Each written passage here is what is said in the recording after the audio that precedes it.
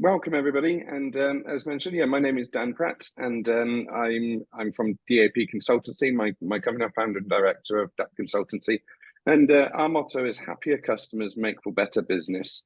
And I think that hopefully resonates with everybody from every walk of life. So we're within that. Without further ado, we'd like to start. And so obviously the question: what does an excellent customer service strategy look like? And this ranges from all sorts of things. It can be the way that you treat your customers, and it could be infrastructure, it could be in habits, and then obviously going on to what Genesis are going to talk about later into technology as well. But what I'd like to do is go through the more kind of human approach and the more kind of psychological approach. So to answer this question, what does an excellent customer service strategy look like? We have to start with the basics. The basics, the bread and butter of what customer service looks like.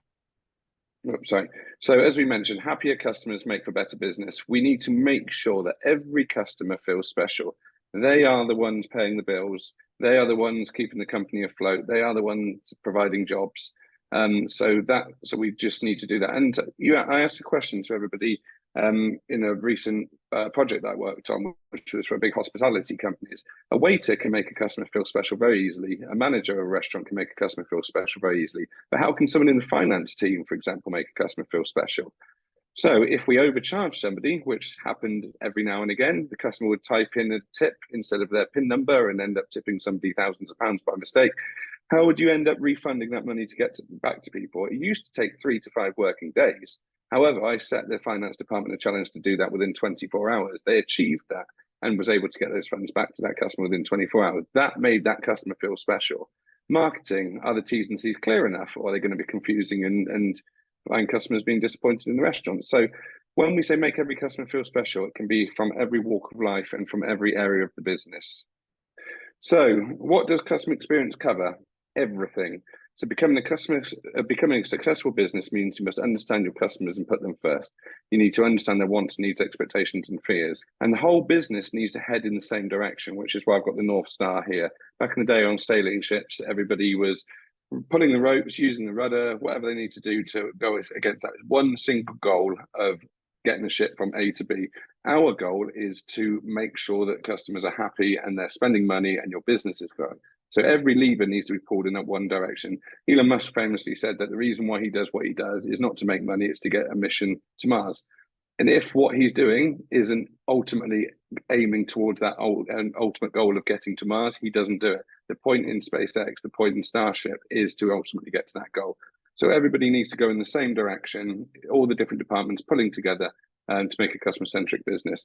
And on the right here, you've got the torch beams. So when you're offering a product or service and you have a customer that needs a product or service, when you are providing them what they want and those torch beams cross, that's the sweet spot. That's where you are delivering what the customer needs.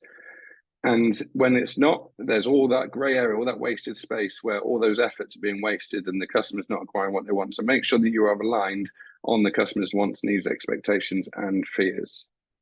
So areas of focus, where do we need to look in order to achieve this?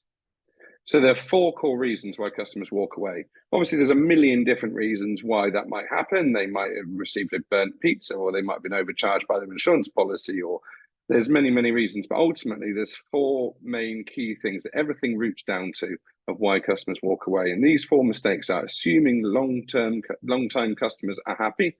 So we all see the offers new customers only. It's very expensive to get a new customer. It's cheaper to hold on to one. So look after the long-term customers and check in with them. Do courtesy calls, send out surveys, whatever needs doing. Mistake 2, forgetting customers' best interest. Is the market changed? As the dynamics of culture changed? Are you still providing a service for their best interest? Number 3, employees engaging incorrectly. And this could be either call center staff or staff on the floor or whatever it may be.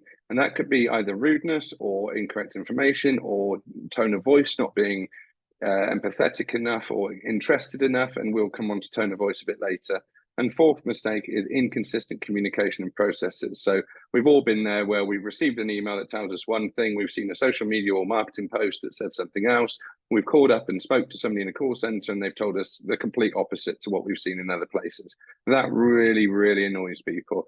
So make sure that all of your communication and processes are consistent across the board and everybody's clued up on those processes. So once something goes wrong, as we mentioned, how do people tell each other about it? Back in the day, it used to be word of mouth. Word of mouth still exists and it's still an incredibly powerful tool. However, the likes of TripAdvisor, Google, Amazon, Trustpilot, we've seen review sites everywhere. Everybody reads reviews, everybody leaves reviews. So some statistics on that and the importance of them. And you can use these to your advantage as well. So it's not a detrimental thing. You can scrape the reviews text and verbatim and learn from that. You can chuck it through ChatGPT and extract key trends. And this is customers giving you free advice on how to improve your business. So it should be taken on board and taken gracefully. Same as complaints. It's a great way to learn. So 90% of consumers read online reviews before visiting a business. 88% of consumers trust online reviews as much as personal recommendations. Customers are likely to spend 31% more on a business with an excellent review status. 72% say that positive reviews make them trust a local business more. 92% of users will use a local business if it has at least 4-star rating. 74% of consumers will take action only after reading a positive review. 86% of people will hesitate to purchase from a business that has negative online reviews. And on average, a 1-star increase, so meaning going from 3 to 4 or 4 to 5, can lead anything between 5 to 9% increase in businesses' revenue. So this is a huge tool with huge exposure. And if you look at the impressions that some of your review sites have, there's back-end reporting you can get from all of these platforms. Really utilize that to the best of your ability and use it as a great sales thing to shout about how your business is working. So the next point is goodwill. Goodwill is a great tool. It makes your customers feel special. It encourages brand loyalty, encourages forgiveness. It sets you apart from the competition and it improves the value of your business. So I'll give another example of where I worked with a hospitality client. And if somebody had a poor experience, they called up and said they had a bad meal. We used to give them a £25 meal voucher to return. When they returned to the restaurant with that meal voucher, they generally had a great time and came back several times throughout the year, spending hundreds of pounds more. But on that one instance, they didn't just spend the £25, they spent another £50 or £60 or £70 on top of that. And that £25 voucher was £25 in value to them, but to the restaurant was worth about £5 in cost price of actual ingredients and so forth. And when we did some analysis on these goodwill gesture vouchers compared to the marketing vouchers, such as 30% off or buy one, get one free on pizzas, these vouchers had a better ROI and a better productivity than the marketing campaigns themselves. So ultimately, we were marketing to complainant customers, giving them a goodwill gesture that killed 2 birds with 1 stone, was A, getting them back, showing loyalty, and C, a good marketing way to generate revenue. So really, really utilize and show goodwill. I, as a customer myself, if I have a poor experience, I don't expect to become overcompensated, but I expect to be compensated for the experiences that I've had and where I've lost out. And if a company doesn't so much as give something a small token, then it really shows something that if they're not willing to do that, then they've got no will to budge in other areas of the business. Then therefore, I like to be a customer of a flexible business that could adhere to my needs, and it really shouts. So utilize that. And the power of trust and loyalty created by tone of voice, as we mentioned earlier. Tone of voice is an incredible tool. It tells customers who you are. It's what makes you different. It helps build trust, and it can be used to influence and persuade. Albert Merivine, I can never say his name, apologies for that, who came up with the rule determining successful communication. It's made up of 3 things. So the words you use, the tone of your voice, and your body language. Most of us in business can't use body language because we're either in a call center or it's a SaaS business or whatever it may be. So you really have to put emphasis on the words you use and your tone of voice. So some companies, such as Nike, would use a very different tone of voice to Coutts Bank, for example. And it gives you brand identity, and it really, really appeals to your customer. If a Nike customer was spoken to, or Monzo, let's look at a bank, Monzo versus Coutts. They talk to their clients and talk to their customers in very, very different ways to attract those clients. So once you identify who your client is, have that tone of voice and be consistent with it. As mentioned, it covers those four things, and so it tells customers who you are. It's what makes you different to your competitors. So it helps you stand out. It helps you build trust, and it can be used to influence and persuade. So as we mentioned, Monzo earlier, banks and car companies and whatever restaurants you can think of, people spend money with these brands not because of the brand itself and the product that they get. It's because they want to be in the safe knowledge that if anything goes wrong, they will be looked after. When was the last time somebody bought a mobile phone off of somebody on the street that said, I'll sell you this phone for 20 quid? I bet not very often. How many times did you spend 30 or 40 times more than 20 quid on a mobile phone because you bought it through Currys or Vodafone or wherever? We pay for those services for when things go wrong. So Monzo, for example, their customer service is very good. Emirates, John Lewis, Rolls-Royce. If you have a Rolls-Royce and there's any problem with it, you pay a fortune for the service, obviously, but it will be sorted out within minutes. If you bought a car off of somebody secondhand, and there's a problem with it, it probably won't be. Emirates Airlines, if there's a problem with your connection, flight or flight's delayed or cancelled, you can probably be safe in the knowledge that they would look after you, whereas probably a low budget airline would be less inclined. And Amex, I've got a personal example of this. I lost my Amex card when I was in New York once, called Amex, and within 24 hours, they had a brand new card waiting for me at a bank near my hotel for me to collect and carry on spending with. If I had a cheaper credit card, then probably wouldn't have expected that level of service. So when you do a lot of things, which you do, you work so hard in making sure that your business is successful and you provide excellent customer service. You work so hard on resolving these complaints and making sure that these customers are well looked after. Shout about it. Tell people. That will give them faith in coming to you. And also, if something goes wrong and then it's put right, the NPS score is generally higher than if things had just gone normally. So use case studies, use these examples, show this trusted brand insurance for when things go wrong. And then a couple of last points that we're going to go on to is why good isn't good enough anymore. So people nowadays don't just want average. You don't just want an average pizza. You want a nice pizza with great service. You don't just want to be getting on a flight from A to B. You want to have that lovely airport lounge experience. You want those polite air crew. You want a nice meal that tastes nice.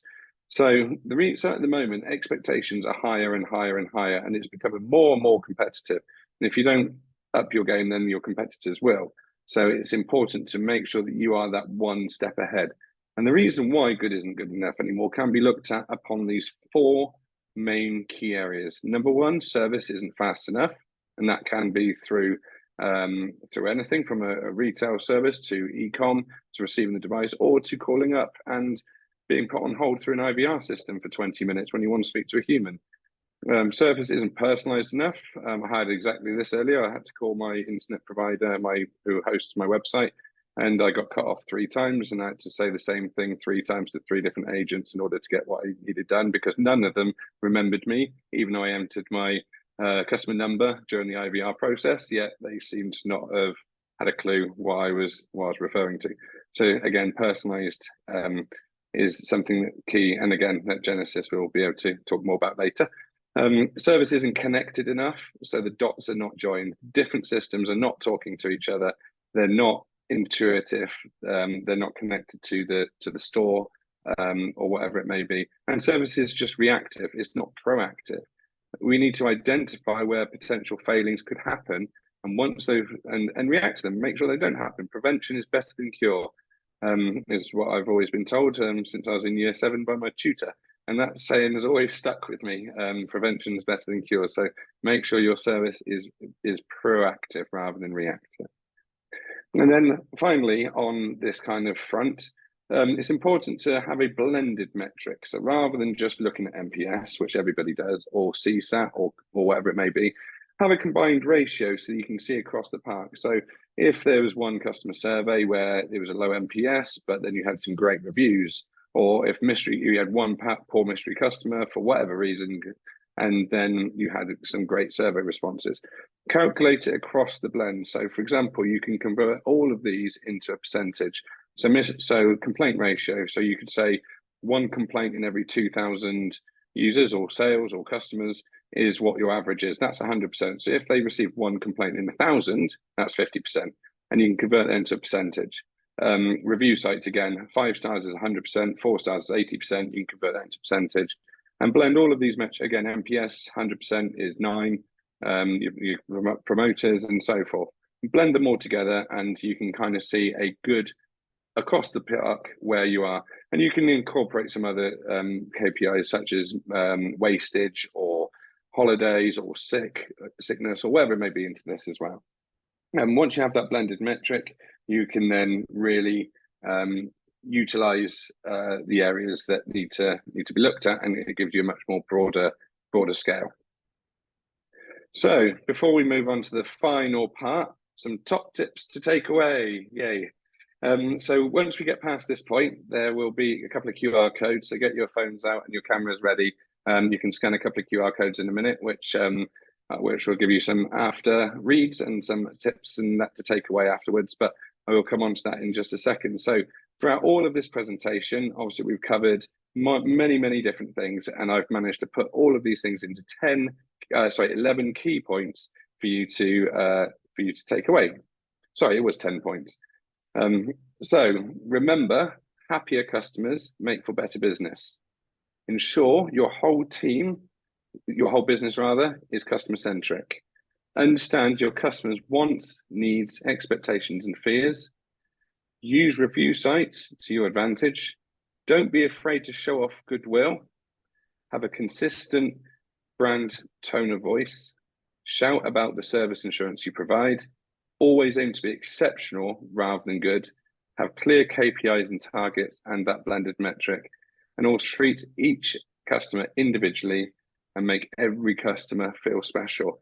So these are my top 10 tips in order to create an excellent customer service strategy. If you implement these and have these at the forefront of your mind, embed them into your business ideology, you will be set for success. And like I said, if customers are happier, they spend more money and your business grows and everybody wins. So as I said, a couple of QR codes here. So if you've enjoyed the tips and hints that I've given today, I've got hundreds of articles on my website, all for free. I like to share my knowledge with people, help as many people as I can. Scan that QR code.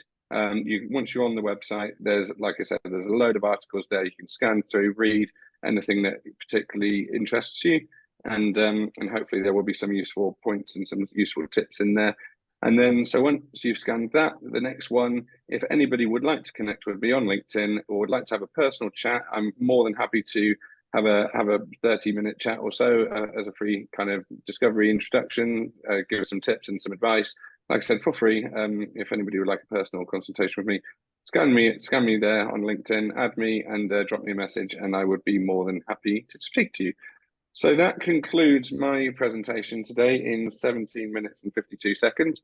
So hopefully that's been educational and insightful and helpful to people. And yeah, like I said, get in touch if you need anything. Thanks very much, everybody. And yeah, pleasure to be here.